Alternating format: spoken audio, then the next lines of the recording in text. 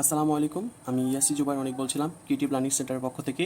আজকে আমরা এইচএসসি ব্যাচের আইসিটি বিষয়ের অধ্যায় 3 এর দ্বিতীয় পর্ব নিয়ে আলোচনা করব।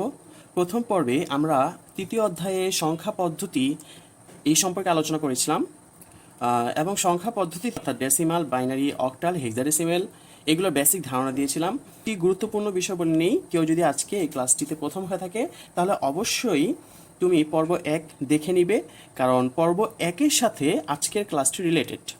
সুতরাং পর্ব 1 যদি না দেখো তাহলে আজকে এই ক্লাসটি মূলত করতে পারবে না। ওকে, আজকে আমরা রূপান্তর নিয়ে আলোচনা করব। প্রথমে চলে যাই যে সংখ্যা পদ্ধতিতে আসলে রূপান্তর বিষয়টা কি। একটু চিন্তা করি যে ডেসিমাল থেকে বাইনারি রূপান্তর করতে বললে এই বিষয়টা কি, অর্থাৎ ডেসিমালের যে সংখ্যা আছে এবং যে মান আছে এই মান ঠিক রেখে তার অবস্থানগত এবং রূপগত পরিবর্তনই হলো রূপান্তর। অর্থাৎ ডেসিমালের যেই সংখ্যাগুলো আছে সেই সংখ্যাগুলো দ্বারা যেই মানকে বোঝায় বাইনারি সংখ্যা দ্বারা ঠিক একই মান বোঝাবে, এই বিষয়টাকে মূলত রূপান্তর বলা হয়। একটু আমরা আবার জেনে নেই যে ডেসিমালের বেজ সংখ্যা কত যেন। ডেসিমালের বেজ হচ্ছে 10, বাইনারির বেজ হচ্ছে 2, অক্টালের বেজ হচ্ছে 8, হেক্সাডেসিমালের বেজ হচ্ছে 16। বেজ সম্পর্কে এর আগে ক্লাসে জেনেছি, আজকে আরেকটু বলে দেই। বেজ হচ্ছে ওই সংখ্যা পদ্ধতিতে ব্যবহৃত মোট মৌলিক অঙ্কগুলোর সমষ্টি। যেমন ডেসিমালে রয়েছে 10টি মৌলিক সংখ্যা, বাইনারিতে রয়েছে 2টি মৌলিক সংখ্যা, অক্টালে রয়েছে 8টি এবং হেক্সাডেসিমালে রয়েছে 16টি। রূপান্তরে মূলত 2টি নিয়ম রয়েছে, একটি হচ্ছে ভাগের নিয়ম, আরেকটি হচ্ছে গুণের নিয়ম। তাহলে জেনে নেই যে কখন ভাগ আকারে রূপান্তর করতে হয় আর কখন গুণ আকারে রূপান্তর করতে হয়। আমরা এখানে দেখতে পাই যে ডেসিমাল থেকে বাইনারি গেছে, আবার ডেসিমাল থেকে অক্টাল, ডেসিমাল থেকে হেক্সাডেসিমাল। তো ডেসিমাল থেকে যখন আমরা এই 3টা পদ্ধতিতে রূপান্তর করব তখন ভাগের মাধ্যমে করতে হয়। আবার এই 3টা থেকে যখন ডেসিমালে যাব বা দশমিকে যাব তখন গুণের মাধ্যমে করতে হয়। তাহলে একটু বিষয়টা ক্লিয়ার করে নিই যে ডেসিমাল থেকে যখন আমরা এই পদ্ধতিগুলোকে রূপান্তর করব তখন কিসের মাধ্যমে করতে হয়? ভাগের মাধ্যমে। ভাগের মাধ্যমে। আবার যখন এই পদ্ধতিগুলো থেকে ডেসিমালে রূপান্তর করব তখন কিসের মাধ্যমে করতে হয়? গুণের মাধ্যমে। গুণের মাধ্যমে। যখন আমরা একটা একটা করে উদাহরণ দিব তখন এই বিষয়গুলো তোমাদের কাছে আরো ক্লিয়ার হবে। আপাতত এতটুকু জানো যে ডেসিমাল থেকে যদি বাইনারি, অক্টাল, হেক্সা রূপান্তর করি তাহলে কি করতে হবে? ভাগ করতে হবে। আবার এই 3টা থেকে যদি ডেসিমালে রূপান্তর করি তাহলে কি করতে হবে? গুণ করতে হবে। আপাতত এতটুকুই তোমরা জানো। ওকে, আমরা একটি উদাহরণে চলে যাই। যেমন আমরা একটি উদাহরণ নিলাম যে 2510, এটা কি? বেজ। আচ্ছা, এই বেজ দেখে আমরা চিনবো যে এইটা মূলত কোন পদ্ধতিতে রয়েছে। এখানে যেহেতু 10 আর আমরা জানি 10 হচ্ছে দশমিক সংখ্যা পদ্ধতির বেজ, অর্থাৎ এটা দশমিক বা ডেসিমালে রয়েছে। বলেছে দশমিক সংখ্যাকে বাইনারিতে রূপান্তর করতে। তাহলে আমরা একটু আগেই বলেছিলাম যে দশমিক থেকে যদি কোনো সংখ্যা পদ্ধতিতে রূপান্তর করি তাহলে কি করতে হয়? ভাগের মাধ্যমে করতে হয়। তাহলে নিয়মটা কি হবে আমরা একটু দেখে নেই। সর্বপ্রথম এখানে আমরা 25 লিখব, 25 লিখব, দেন এইভাবে একটি দাগ কাটবো। আচ্ছা, আমরা দশমিক থেকে কিসে রূপান্তর করছি? বাইনারিতে। তাহলে দশমিক থেকে যদি আমরা অন্য কিছুতে অর্থাৎ বাইনারিতে রূপান্তর করি তাহলে অবশ্যই বাইনারি বেজ সংখ্যাটা লাগবে। তাহলে আমরা ভাগ করব কি দ্বারা? বাইনারির বেজ দ্বারা। অর্থাৎ কি শিখলাম? যদি কোনো সংখ্যা পদ্ধতি থেকে অর্থাৎ দশমিক থেকে যেই কোনো সংখ্যা পদ্ধতিতে রূপান্তর করব না কেন সেই সংখ্যা পদ্ধতিরই বেজ দ্বারা ভাগ করতে হবে। অর্থাৎ দশমিক থেকে যদি আমি বাইনারিতে রূপান্তর করতে চাই তাহলে 2 দ্বারা ভাগ করতে হবে। দশমিক থেকে যদি অক্টালে রূপান্তর করতে চাই তাহলে 8 দ্বারা ভাগ করতে হবে। দশমিক থেকে যদি হেক্সায় রূপান্তর করতে চাই তাহলে 16 দ্বারা ভাগ করতে হবে। আচ্ছা, এখানে আমরা কি করছি? দশমিক থেকে বাইনারিতে রূপান্তর করছি, আর আমরা জানি বাইনারির বেস সংখ্যা হচ্ছে 2, সুতরাং আমরা কি দ্বারা ভাগ করব? 2 দ্বারা ভাগ করব। আচ্ছা, এখানে তোমাদের একটু লক্ষ্য রাখতে হবে, এটা হচ্ছে রাফ। এটা আমি এখানে দেখাচ্ছি, যখন তোমরা শিখে যাবে তখন এইভাবে না করলেও হবে। আচ্ছা, রাফে কি করব? আমি কি বলছি যে যেই সংখ্যায় রূপান্তর করব সেই সংখ্যা দ্বারা ভাগ করতে হবে। তাহলে এখানে 25 লিখলাম। ওকে, ছোটবেলায় আমরা অবশ্যই এরকম ভাগগুলো করেছি, সেই ভাগে ফিরে যাব। তাহলে 2 দ্বারা যদি ভাগ করি তাহলে কতবার যায়? 12। 12 দুগুণে কত হয়? 24। আর এখানে অবশিষ্ট কত থাকে? 25 থেকে 24 বিয়োগ করলে অবশিষ্ট কত থাকে? 1। তাহলে কি দ্বারা ভাগ করলে সর্বোচ্চ পূর্ণ সংখ্যা আসে 12, এবং এখানে ভাগশেষ কত থাকে? 1। তাহলে এখানে ভাগফল কত আসছে? ভাগফল 12। তাহলে এখানে এই এদিকে একটা হাইফেনের মতো দিতে হবে, এটা কিন্তু মাইনাস না, এটা হাইফেন, হাইফেন ধরবো আমরা। এবং এখানে ভাগশেষ কত থাকে? 1। এই 1টা এখানে বসিয়ে দিতে হবে। ঠিক ততক্ষণ পর্যন্ত করতে হবে যতক্ষণ পর্যন্ত না এখানে শূন্য চলে আসে। এখানে যেহেতু 12 আছে, আবার কি করা যায়? 2 দ্বারা ভাগ করা যায়। তাহলে 12কে যখন আমরা 2 দ্বারা ভাগ করব কত হয়? 6 হয়। তাহলে এখানে 6 লিখলাম, হাইফেন। 12কে তো 6 দ্বারা ভাগ গেছেই, তাই না? তাহলে 12কে 6 দ্বারা ভাগ করলে ভাগশেষ কত থাকে? কোনো কিছু থাকে না, অর্থাৎ শূন্য থাকে। আবার এখানে শূন্য লিখে দিব। আবার 6কে 2 দ্বারা ভাগ করলে কত হয়? 3, হাইফেন। এখন ভাগশেষ কত থাকে? শূন্য, এই যে শূন্য বসে দিলাম। আবার 3কে 2 দ্বারা ভাগ করলে কত হয়?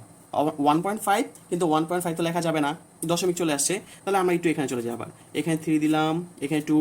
তাহলে 3কে 2 দ্বারা ভাগ করলে সর্বোচ্চ একবার ভাগ যায়। তাহলে 2কে 2 এখানে বসলো, 2 একবার ভাগ যায়। 3 থেকে 2 বিয়োগ করলে কত থাকে? 1 থাকে।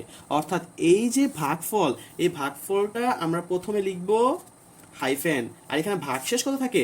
1। এই ভাগশেষ এখানে লিখে দিব। এখন আবার 1কে 2 দ্বারা ভাগ করলে কত হয়? 1কে তো 2 দ্বারা ভাগ করা যায় না, 0.5 চলে আসে, এর মানে 0 বার যায়। আর ভাগশেষ কত থাকে? 1 থাকে। এই যে 1 এখানে লিখে দিলাম, শেষ। এখানে 0 চলে আসছে, এর মানে এই জায়গার কাজও আমাদের শেষ। যতক্ষণ পর্যন্ত না 0 চলে আসবে ততক্ষণ পর্যন্ত এরকম ভাগ আকারে করতে হবে এবং এখানে মানগুলো লিখতে হবে। এখন কি করব আমরা? এখান থেকে উপরে চলে যাব, দেন এখানে একটা অ্যারো চিহ্ন দিব। এটাকে বলা হয় এমএসভি আর এটাকে বলা হয় এলএসভি। আচ্ছা, এমএসভি আর এলএসভি এই জিনিসটা কি? এটি হচ্ছে মোস্ট সিগনিফিকেন্ট বিট আর এটি হচ্ছে লেস্ট সিগনিফিকেন্ট বিট। অর্থাৎ এটি হচ্ছে সবচেয়ে বেশি গুরুত্বপূর্ণ সংখ্যা আর এটি হচ্ছে কম গুরুত্বপূর্ণ সংখ্যা। এর রূপান্তরিত সংখ্যাগুলো হচ্ছে এই নিচ থেকে উপরের দিকে যাবে। যেমন এখানে তো শূন্য এসে পড়ছে, মানে এই অঙ্কটি শেষ। সুতরাং এখানে এই যে 2, 5, 10 সমান সমান, এখন আমরা সংখ্যাগুলো কিভাবে সাজাবো? নিচ থেকে। তাহলে নিচে হচ্ছে 1 1 দিলাম, 1 1, আবার 0 0 0 0, দেন লাস্ট আছে 1। এই যে আমাদের বাইনারিতে রূপান্তর হয়ে গেল। এখন একটু লক্ষ্য করো তো, বাইনারিতে কিন্তু বেস সংখ্যা কত? 2। আর আমরা জানি বাইনারি সংখ্যা হচ্ছে 0 এবং 1। এটার ভিতরে কি 0 এবং 1 ছাড়া কিছু আছে? না, কিছুই নেই। সুতরাং এইটাই হচ্ছে আমাদের কি? বাইনারির মান। অর্থাৎ এটাই হচ্ছে আমাদের রূপান্তর। এই আরো একটু অঙ্ক নিলাম, এখানে দেখো কি বলা আছে? 9 8, বেস সংখ্যা কত? 10, এবং এখানে একটা কোশ্চেন মার্ক দেওয়া এবং বেস সংখ্যা কত? 8। অর্থাৎ এই দশমিক থেকে 8 কার জন্য বেস সংখ্যা? অক্টালের। অর্থাৎ দশমিক থেকে অক্টালে রূপান্তর করতে বলেছে। আচ্ছা, আমরা কি জানি যে দশমিক থেকে আমরা যে কোনো সংখ্যা পদ্ধতিতে রূপান্তর করি না কেন, কি করতে হয়? ভাগ করতে হয়। তাহলে আমরা এখানে লিখলাম যে 9 8। ওকে, এখন এই দ্বারা ভাগ করতে হবে। তাহলে 98কে আমরা যদি 8 দ্বারা ভাগ করি, আমরা একটু রাফ করি, এখানে রাফ 8 98। ওকে, আমরা একটু ক্যালকুলেটর নিয়ে নিই যে 98কে যদি আমরা ভাগ করি কত আসে? 98-এর মধ্যে সর্বোচ্চ 12 বার ভাগ করা যায়, যার ফলাফল আসে 96। ওকে, এখন 8 থেকে 6 বিয়োগ করলে কত হয়? 2 হয়। এইটি হচ্ছে আমাদের ভাগফল। তাহলে ভাগফলটা কি করব? শুরুতে লিখব, দেন হাইফেন। আর এটি হচ্ছে আমাদের কি? ভাগশেষ। এখানে ভাগশেষটা বসিয়ে দিতে হবে। যেহেতু এখানে 12, এখন আবারও কি করতে হবে? 8 দ্বারা ভাগ করতে হবে। তাহলে 12কে 8 দ্বারা যদি ভাগ করি, 12তে 8 কতবার যায়? সর্বোচ্চ একবার ভাগ করা যায়, আসে কত? 4। তাহলে এখানে আমাদের ভাগফল এখন কত পেলাম? 1। দেন হাইফেন, এখানে ভাগশেষ কত আছে? 4। এই 4 এখানে আমরা লিখে দিব। আবার ভাগ করতে হবে, যতক্ষণ পর্যন্ত না এখানে মান 0 চলে আসছে ততক্ষণ পর্যন্ত ভাগ করতে হবে। এখন এই 1কে তো 8 দ্বারা ভাগ করা যায় না, কারণ দশমিক চলে আসবে। সুতরাং 8 1-এর মধ্যে কত বাজায়? 0 বাজায়। আর ভাগশেষ কত রয়েছে? এই যে 1, এই 1টা এখানে লিখে দিব। তাহলে আমাদের কাজ কি? যখনই আমরা দশমিক থেকে অক্টালে বা বাইনারিতে বা হেক্সায় রূপান্তর করব, সব সময় এই নিচে থেকে উপরে মানগুলো নিতে হয় পূর্ণ সংখ্যার ক্ষেত্রে। তাহলে এখানেও যেহেতু সবগুলো পূর্ণ সংখ্যা, আমরা উপরে নিলাম আর এখানে লিখে দিব এমএসবি আর এটা হচ্ছে এলএসবি। সুতরাং এখন আমরা লিখতে পারি যে 98 দশমিক ইকুয়াল 142। 142। কোন সংখ্যা পদ্ধতিতে রূপান্তর করেছি? এটা অক্টালে। এটাই হচ্ছে আমাদের অ্যান্সার। আমরা দশমিক থেকে বাইনারিতে রূপান্তর করতে পারবো পূর্ণ সংখ্যার ক্ষেত্রে, এবং দশমিক থেকে অক্টালে রূপান্তর করতে পারবো। তা দশমিক থেকে হেক্সাডেসিমালে রূপান্তরটা একটু শিখি। তাহলে একটি কোশ্চেন নিয়ে নিই। 25010 ইকুয়াল কোশ্চেন মার্ক 16। আচ্ছা, এখানে বেশ সংখ্যা 10, এখানে বেশ সংখ্যা 16, অর্থাৎ দশমিক থেকে হেক্সায় রূপান্তর করতে বলছে। ওকে, প্রশ্নটা কি? 250, দেন আমরা এখন কত দ্বারা ভাগ করব? একটু তোমরা বলো তো। এখন কিন্তু আমরা 16 দ্বারা ভাগ করব, কারণ আমরা রূপান্তর করব হেক্সাডেসিমেলে। 250কে আমরা যদি ভাগ করি, একটু এখানে চলে যাই। 250কে ভাগ করতে হবে কত দ্বারা? 16 দ্বারা। 250কে সর্বোচ্চ 15 বার ভাগ করা যায়। ভাগ করলে এর ফলাফল আসে 240 এবং ভাগশেষ আসে 10। আচ্ছা, তাহলে এখানে ভাগফলটা কত? 15। হেক্সাডেসিমেলের ক্ষেত্রে সর্বশেষ সংখ্যাগুলো হচ্ছে এ, বি, সি, ডি, ই, এফ।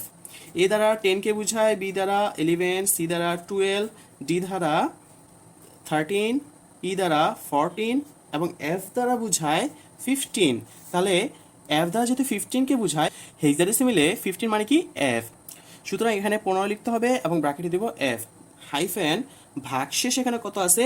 10। হেক্সায় কি 10 কোনো সংখ্যা আছে? না, নেই। কি রয়েছে? এ রয়েছে কিন্তু।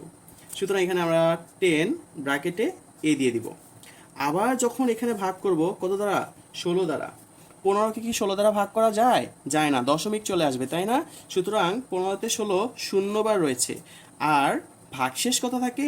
15 থাকে। তাহলে এখানেও 15টা উল্লেখ করে দিলাম। দেন এখানে এফ। এখানে যেহেতু শূন্য চলে আসছে, সুতরাং আমাদের আর ভাগ করার প্রয়োজন নেই। এখানেই মূলত অঙ্কটি শেষ হয়ে গেছে। তাহলে আমরা অ্যান্সার লিখতে পারি। সুতরাং 25010 ইকুয়াল কত হবে? নিচ থেকে উপরে যেতে হবে। এটা হচ্ছে এমএসবি, এটা হচ্ছে এলএসবি। তাহলে নিচে কত আছে? 15। আর 15কে কি দ্বারা প্রকাশ করা হয়? হেক্সাতে এফ দ্বারা। সুতরাং লিখতে হবে এফ, এবং উপরে কত? এ। এই যে এ লিখে দিলাম। আর এটা বেশ সংখ্যা কত হবে? 16। এই হচ্ছে আমাদের অ্যান্সার। আশা করি সবাই বুঝতে পেরেছো। আজকে এই পর্যন্তই। তাহলে আজকে আমরা কি শিখলাম? ডেসিমাল থেকে কিভাবে বাইনারি, অক্টাল এবং হেক্সায় রূপান্তর করা যায়। আগামী ক্লাসে আমরা এই তিনটা থেকে আবার ডেসিমালে রূপান্তর শিখব। ওকে, আজকে এই পর্যন্তই। আল্লাহ হাফেজ, সবাই ভালো থেকো।